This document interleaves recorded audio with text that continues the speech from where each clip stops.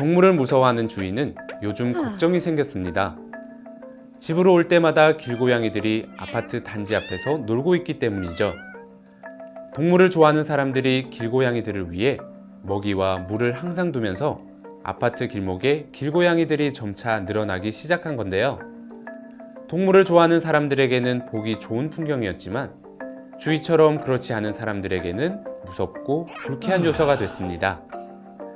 때문에 양측 간 점차 갈등이 빚어졌고 점점 더 심화돼 결국 분쟁거리로 자리 잡았습니다. 과연 이런 상황에서 길고양이에게 먹이를 주는 행위를 법적으로 제재할 수 있을까요? 몇 년 전 국민을 놀라게 했던 캣맘 사망 사건이 있었습니다. 당시 피해자는 아파트 단지 내에 길고양이들을 위한 집을 지어주다 누군가 옥상에서 던진 벽돌에 맞아 사망했는데요. 이 사건을 필두로 캣맘을 둘러싼 다양한 찬반 논란이 빚어지기 시작했습니다. 동물은 마땅히 보호해야 한다는 주장과 동물을 싫어하는 사람들에게는 엄연한 피해다라는 양측 주장이 팽팽하게 맞서고 있는 상황. 과연 길고양이에게 먹이를 주는 행위가 불법인지 함께 살펴보겠습니다. 길고양이에게 먹이를 주는 행위 자체를 규제하는 법은 없습니다. 따라서 길고양이에게 먹이를 주지 말라는 경고문 역시 법적 효력은 없습니다.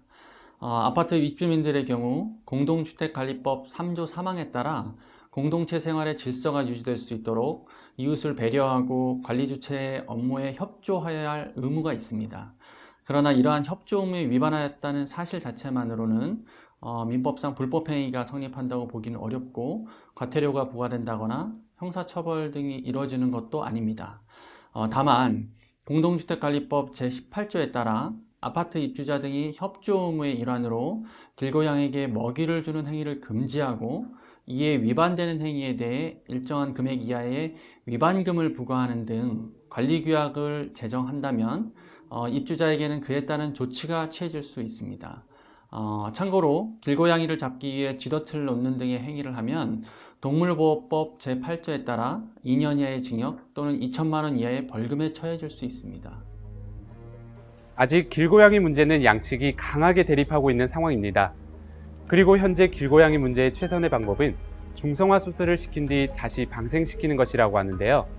길고양이를 완전히 제거하기란 사실상 불가능에 가깝기 때문에 공존을 모색하고 성숙한 시민의식과 함께 기존 대책을 점검해 알맞은 정책 지원이 필요할 것으로 보입니다.